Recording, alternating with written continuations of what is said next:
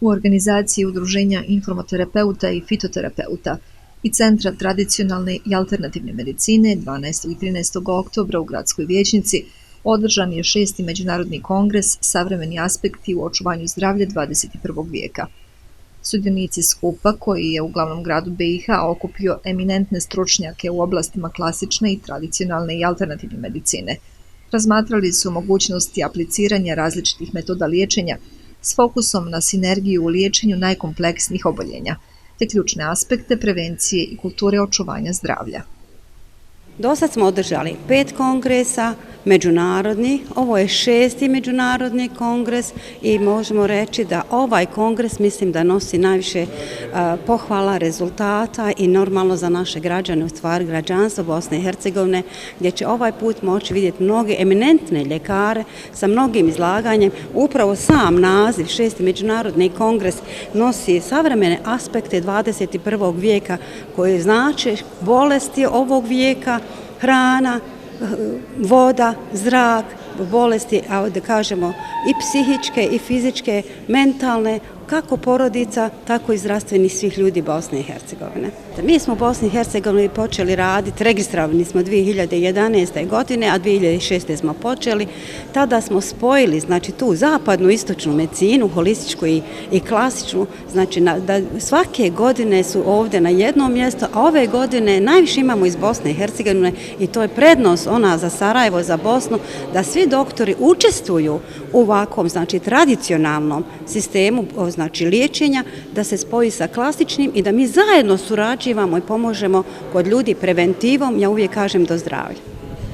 Prvi dan imamo, znači, izlaganja o svim bolestima, kako kardiovaskularnim, gdje će imati eminentni predavači, ljekari, imat ćemo anksioznosti, hrana, ishrana, stres, lijek, znači suplementi, a drugi dan je posvećen pedijatriji, gdje će nam, znači, otvoriti direktorica centra majka i dijete. Imaćemo pedijatrije iz bolnice, profesore koji će predavati i o vakcini, i o ishrani, i o načinu za nas zaštite porodice, znači kako majke i djeteta, tako i zdravstvenog stanja djeteta. U stvari ja 50 godina radim kao neki fitoterapeut, ali ova, znači, da kažemo, kompjuterska dijagnostika, informoterapija koja sama od sebi govori da se radi o nekoj informaciji, a to znači informacije na ćelijskom nivou. Znači svaki organ, znači mi kad gledamo kompjuterskim pregledom, ne gledamo, znači, organ, nego u stvari ćeliju koja pokazuje i može se vidjeti bolest preventivno i možda 4 mjeseca do godinu dana dok se nije razvila. Veliko smo povjerenje stekli ljudi, ne samo Bosne i Hercegovine ili Sarajeva, nego i van naših granica. Na tu temu sam ja lično izdala 3 knjige, autor sam 3 knjige i časopisa koji je izašao prvi u Bosni i Hercegovini, znači na koji se liječi alternativnom medicinom, u stvari to alternativna medicina može biti svašta, ali tradicionalna medicina je prva medicina koja je nastala uopće u svijetu. Tako da imamo velike rezultate, veliku podršku, mnoge rezultate koje možemo imenom i prezmenom dokazati, to su epilepsije, autopijski dermatitis, reumatoidni artritis, kod, znači, epidermoliza buloza leptir, koji imamo, znači, djece koje smo izveli, to su djeca u ranama, dokazali da se može i takva bolest pobijediti, multiple sklerozu, imamo ljude, mladiće koje smo digli iz kolica, danas je u Bosni i Hercegovini zastupljena anksioznost, imamo i takvih izliječeni i borimo se protiv takvih bolesti zajedno sa klasičnom medicinom. Velika mi je čast i zadovoljstvo da se danas nalazim ovdje u prekrasnom objektu naše Sarajevske vijećnice i ovom prilikom zahvaljujem uvaženom gradonačelniku koji nam je dao gostoprimstvo za 6. međunarodni kongres Savremeni principi u očuvanju zdravlja 21. stoljeća. Ono što je najbitnije jeste kultura čuvanja zdravlja, a upravo smo, evo, na poziv uvažene Branislave Rakonjac se objedinili da sinergistički djelujemo u očuvanju zdravlja, u prevenciji oboljenja, krenuvši od premisije, dakle, da je najveća kultura, bogatstvo kultura čuvanja zdravlja. Ja ću danas predavati, moje predavanje će biti vezana za prevenciju kardiovaskularnih oboljenja. Kao što znamo, kardiovaskularna oboljenja su najozbiljniji trenutno zdravstveni problem, kako u svijetu, tako i u našoj zemlji. Čak 30% smrtnosti u svijetu čine kardiovaskularna oboljenja, a u našoj zemlji čak 50% uzroka smrti ide na kardiovaskularna oboljenja. Na kongresima često primjećujemo, mi kardiolozi, da se broj kardiovaskularnih oboljenja samo povećava. Ovdje smo danas zajedno da sinergistički djelujemo, jer tamo gdje praktično prestaju mogućnosti zvanične medicine, otvaraju se neograničene, beskrajne mogućnosti alternativne medicine, a koju trebamo primijeniti. Kongres ima izuzetan značaj jer živimo u 21. vijeku koji donosi svakodnevne stresove, koji su generator narušavanja zdravlja. Zdravlje nam je najvažnija stvar i ovaj kongres će polučiti određene zaključke kako da se u tako stresnom vremenu i u teškim vremenima sačuvamo od bolesti, kako da se prevenira zdravlje, kako da koristimo elemente koji će obezbijeti da ipak ne podlegnemo stresu koji je sigurno jedan od glavnih indikatora narušavanja zdravlja u 21. vijeku. Ja ću se osvrnuti na probleme ishrane koji su se dešavali u periodu 92-95. godina za vrijeme rata u Bosni i Hercegovini. Radio sam tada istraživanja kvaliteta hrane koja je bila izuzetno loša i moja je želja da 25 godina poslije toga napravim određeni otklon, da vidimo koliko je ta hrana, naravno i ona koju danas konzumiramo, negativno utjecala na zdravlje, koliko je procentualno povećan broj nezaraznih oboljenja sa posebnim osvrtom na kancerogena oboljenja koja haraju danas ne samo u Bosni i Hercegovini nego u cijelom svijetu, zahvaljujući tome što se puno hemije koristi u pripravljanju hrane, hrane nam puno fali i onda su neminovne posljedice na zdravlje ljudi. To je poenta onoga što ja želim da skrenem pažnju, da moramo voditi mnogo više računa o kvalitetu hrane, o načinu konzumiranja i da edukaciju moramo otkloniti neke negativne stvari koje imamo svi u navikama kad je u pitanju hrana. Evo, drago mi je da smo se okupili danas da napravimo jednu komparaciju između alternativnih metoda u liječenju naših pacijenata i ove, da kažemo, konvencionalne medicine koja je etablirana kroz medicinsku nauku, studije medicine, pa da vidimo sa koje sve strana možemo prići našem pacijentu da bismo imali što bolje praktično liječenje i što brže poboljšanje u zdravlju naših pacijenata. Što se tiče moje teme, ja ću ovdje prezentirati jedan case report, jedan slučaj gdje je praktično jedna pacijentica koja je bila došla na neku našu dijagnostičku metodu, bila životno ugrožena i onda našim izuzetnim naporima, više znači timova, kardiohirurški, anesteziološki, interventni kardiološki, uspjeli smo da ženu spasimo i da je praktično dijagnosticiramo i izliječimo. Pratili smo je posle toga 3 mjeseca i na kraju krajeva ona je sretno završila, ali je to jako dobar primjer koji smo mi već jednom iznosili na jednom kardiološkom kongresu internacionalnog značaja, kako možemo u stvari mi sa ovim savremenim metodama pomoći našim pacijentima da praktično dođu do svoje ispravne dijagnoze i terapije. Imajući u vidu da danas sve više razgovaramo o pitanjima plaćanja zdravstvenih usluga, o platama zdravstvenih radnika, o štrajku, o sasvim za mene irelevantnim stvarima, lijepo je danas biti na ovom kongresu kada govorimo o aspektima savremenim u vidu zdravlja za 21. vijek. Sigurno da savremeni aspekti podrazumijevaju i napredak medicine koji je prvenstveno vezan za tehnologiju i tehnološki napredak. U medicini odavno nema onih pravih novina koje su doktori nalazili radeći sa pacijentima bez nekih pomagala. Danas je sve kompjuterizirano i sve je vezano za tehnologiju koja nam omogućava i olakšava da to što prije saznamo o čemu se radi. Međutim, ja sam opet pristalica onoga da je preventivni rad i prevencija jedna od najznačajnijih aspekata savremenog zdravlja u 21. vijeku, jer ono što se može prevenirati uveliko će spriječiti pojavu bolesti, uveliko će spriječiti pojavu troškova i omogućit će da zdravstvena zaštita bude na visokom nivou. Iz tog razloga moja tema je vezana za treću životnu dob. Možda što sam ja u trećoj životnoj dobi, valjda čovjeka to veže u kojem je dijelu svog života, onda se orijentiše prema njemu. Znači, koji su to savremeni aspekti života treće životne dobi i ljudi koji u toj dobi mogu sami sebi pomoći kroz razvoj centara za zdravo starenje kojih od 2011. godine evo imamo već 11 u Sarajevu, odnosno u Bosni i Hercegovini, i trudimo se da produžimo radni vijek, kad kažem radni vijek, pokretljivost i aktivnost naših ljudi treće životne dobi, a ne da budu smješteni u staračke domove. To će biti tema o kojoj ću ja govoriti. Ja sam jako počašćena i jako sretna da pripadam evo ovom 6. Ovih 5 je prošlo mimo mene. Međutim, najvažnije od svega da mi ljudi podržavamo jedan drugog. Danas živimo u 4. znanstveno-tehnološkoj revoluciji. To moramo znati. Na ovim prostorima i prostorima cijele naše bivše zajednice mi moramo živjeti u toj integriranosti.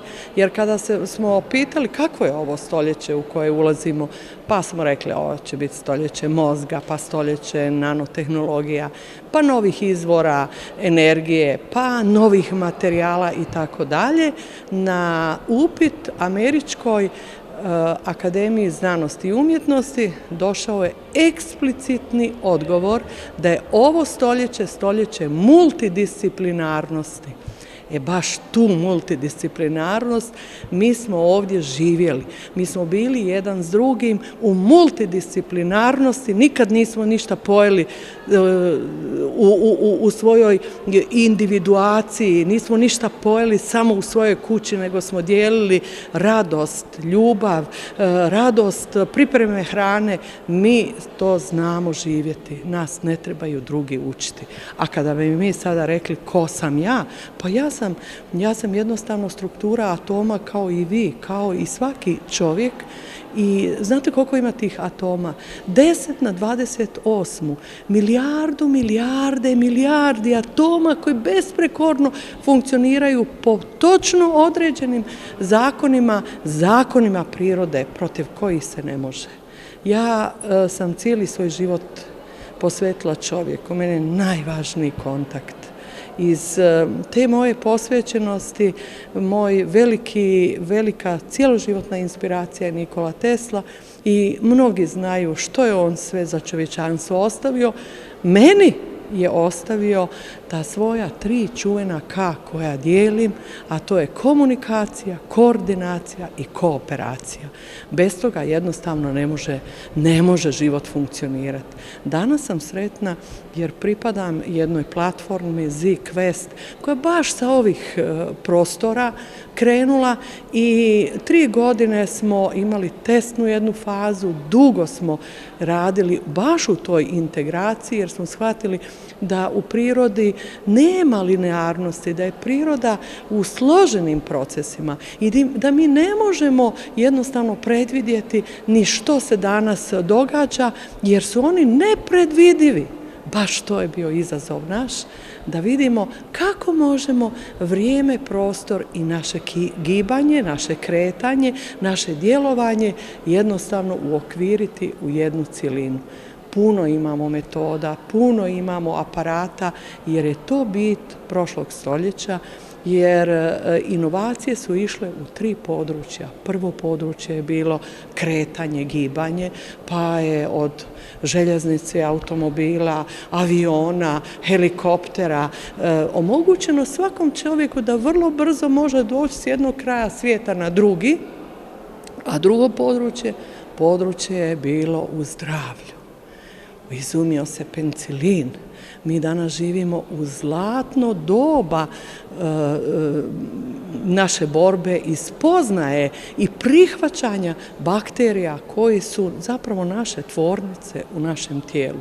Pa onda od uređaja raznih umjetnog srca, uređaja za dijalizu i tako dalje, produžio se život čovjeka. Ali kako ćemo mi uživati u tom produženom životu? Po meni, samo jednim jedinim načinom da ne prihvatimo u svoju svijest proces starenja. Da budemo u svojoj mladosti, bez obzira koliko godina imamo, i da se sjetimo šta to znači biti mlad. Pa to je onda kad mogu baš sve. I onda nam ne treba ni ova medicina, ni ona medicina, nego trebamo se okrenuti sami sebi. Donijeti odluku. A da bi donijeli odluku, najvažnije je da spoznamo ko ja jesam. U toj ko ja jesam moramo naći tu našu pravu mjeru. Evo, to smo mi u ZIK-Vestu napravili i dajemo sada čovječanstvu na korištenje. Mi smo došli na ovaj kongres da donesemo nešto novo i da konzumiramo ono što već smo uradili do prije. Moje predavanje je bilo možda ovako malo više komplikovano da slušate za prvi put, jer to je neka tema informoterapija, još je ova negentropijna terapija, šta je to? Pa otkud znam šta je entropija, šta je negentropija, ali uglavnom sve je jako jednostavno. Entropija to je mjera neurednosti sistema. To znači negentropija to je nešto dobro, neka mjera za urednost sistema. Samo da se zna da bitno ne samo ono što ulazi u unutrašnju sredinu čovjeka, nego i ono što se iznosi iz njega, što luči se. Tako da treba razumjeti što kad raste entropija, to znači kad raste neurednost sistema, mi moramo ili da unesemo nešto sa niskom entropijom da bi ta ravnoteža bila napravljena i se držala kako treba, ili moramo nešto da iznesemo sa visokom entropijom, razumete? I to je to. I bitno da se odmah zna koji nauke, koji pravci medicine bave se baš time da bude ta negentropija maksimalna. I to su različite nauke koje tu entropiju ili negentropiju proučavaju, ali ako bi oni išli svi zajedno, tek mi to uspjeli. Zato moramo govoriti, bez obzira koliko je komplikovano, jasno, nejasno, ali moramo da nastavimo sa tim. Recimo, prvi dio to je informoterapija 30 godina. To znači mi 30 godina u Ukrajini se borimo, trudimo, radimo da ova informoterapija što više postigne nekih svojih dostignuća i da pružimo da to više koristi se u populaciji, ljudskoj populaciji. To je nešto što daje nam informaciju o zdravim ćelijama i ta informoterapija uči naš organizam kako treba da radi. Koji supstanci zdravi treba da luči da bi to funkcioniralo sve kako treba. Da bi jedan organ koji treba da stimulira druge, da on to stvarno radi. Ako taj organ koji ispod kontrole izašao, recimo da ili previše radi, da se smanjuje njegova funkcija. I to, uglavnom, ako mi možemo da postignemo tu ravnotežu u tom termodinamičkom sistemu, sve će biti dobro. Zašto kažem termodinamičkom sistemu? Zato što mi smatramo sistem, to može biti samo mozak čovjeka, može biti čovjek, može biti komunikacija u populaciji. Razumete, mi sad puno komuniciramo sa mašinama, sa raznoraznim računarama, to su pametne telefone. Mi dobijemo informaciju sa različitih strana. I to nama dođe kao informacija. Ali ona ne uvijek prava informacija, to nije uvijek istina to što mi dobijemo, ali ono nas remeti. Zaista je grad Sarajevo ponosan, to mogu da kažem i u ime uprave, a siguran sam i u ime građana Sarajeva, da smo mi i domaćini na neki način, a i da podržavamo ovaj kongres. Zašto? Sama tema, sama oblast kada kažemo zdravlje 21. vijeka je veliki izazov i znamo da ovo je vrijeme tranzicije u svim segmentima društva pa i u oblasti zdravstva. Više zdravstvo ili zdravstvo u 21. vijeku neće biti zdravstvo liječenje samo bolesti.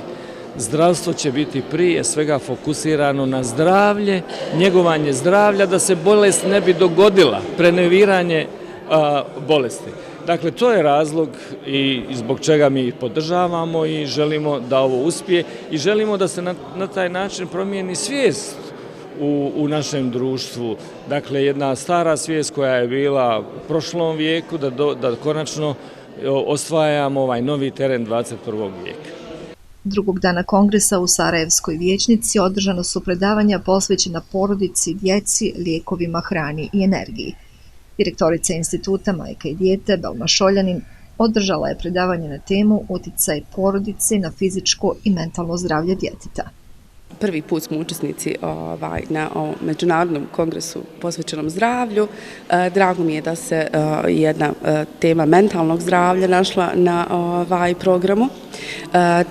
Definitivno jedna značajnija saradnja se ostvarila sa uvaženom doktoricom Branislavom. Vjerujem da će to i u budućnosti da se nastavi kroz neke druge projekte. Danas ću u predavanju obraditi temu uticaja porodice na fizičko i mentalno zdravlje djeteta. Cilj je nekako staviti fokus na to da svi mi učimo. Znate, vi odgajate djecu, ali morate odgojiti i roditelja. Momenta kad se rodi dijete, mi tek učimo te nove uloge. Znači, apsolutno ne znamo ništa o tome, tako da to je proces za koji treba priprema i definitivno često govoreći o tome i radeći na adekvatan način, sigurna sam da ćemo neko malo bolje tlo napraviti za sve buduće roditelje i na neki način im olakšati težak i zahtjevan zadatak, a to je biti roditelj. Trećeg dana kongresa, 14. oktobra u Visokom u Bosanskoj dolini Piramida, upriličena su predavanja posvećena terapijama kroz energiju, meditacije, kvantnu informaciju, te kineske metode samoizlječenja tehnikom disanja. Znamo da su naše piramide stvarno obišle svijet, da su priznate. Dr. Semir Osmanagić je mnogo uradio za Bosnu i Hercegovinu, s tim što je mnogo ljudi našlo sebi čak i izlječenje, oporavak. Ja preporučila bi Sarajlijama i našim građanima da ne vodimo djecu tamo gdje imamo nargilu, da ne vodimo djecu gdje imamo cigarete, da ne vodimo djecu gdje su automobili, nego negdje u prirodi gdje će pronaći kiseonik, zrak, negativne ione, da mi dišemo. Nama je jako bitno disanje, zrak i voda, a to su visoko piramide gdje ćemo imati treći dan kongresa, znači sa doktorom Semirom Osmanagićem. Oko 10 godina surađujem sa Semirom Osmanagićem, s obzirom da ja sam bila jedan od tih nevjernika i da sam rekla tu može biti nešto da ima, ali baš da liječi ne. Pa sam odnijela moj aparat Dijakor koji je medicinski priznat i registrovan u Bosni i Hercegovini i uradila mjerenja, ne preglede, da kažem da sam radila preglede, radila sam samo energiju, znači jer mi možemo vidjeti čakre, meridijane, na kojem nivou rade, pa smo uradili mjerenja. Takve smo ljude slali u tunel da budu 60 minuta, po izlasku ponovo smo radili mjerenja i radili poređenja. Negdje oko 50 smo takvih imali. Ja sam to opet rekla da ću raditi sutra. Uradit ćemo možda 4-5 mjerenja, pustiti ljude da odu u tunel, da vidimo šta ti negativni ioni i ti bovusi, šta su bovusi, općenito to je veliki pojam, širok, možda bi nekad trebali mnogo toma, da mi nismo svjesni da mi imamo bovuse i ako i mi nemamo dovoljno, mi smo bolesni. Ako ih imamo dovoljno, smo zdravi, ako ih imamo mnogo, onda imamo bioenergiju. Znači, jako je bitno da se uradi analiza i dokaže da li stvarno ima vrijednosti u tom tunelu. Znači, pritisak visok dođe u normalu. Kod ljudi koji imaju glavobolje, bolesti, koji imaju znači puno, da kažemo, ti pozitivnih iona koji utiču na naše zdravlje, ili ako imamo znači napet nervni sistem gdje je neuroni, aksoni pokazuju da mi imamo kao vulkan u organizmu, kad izađemo iz tunela to je potpuno drugačije i to ćemo sutra i dokazati. Generalni pokrovitelj 6. Međunarodnog kongresa Savremeni aspekti u očuvanju zdravlja 21. vijeka bio je gradonačelnik Sarajeva Abdullah Skaka. Sponzori kongresa bili su Nedžad Ajnadžić, načelnik općine Centar, šejk Muhamed Al-Šimi Ras Al-Kaimah i javna ustanova Zavod za zdravstvenu zaštitu studenata Univerziteta u Sarajevu. Medijski pokrovitelj bila je televizija Hema.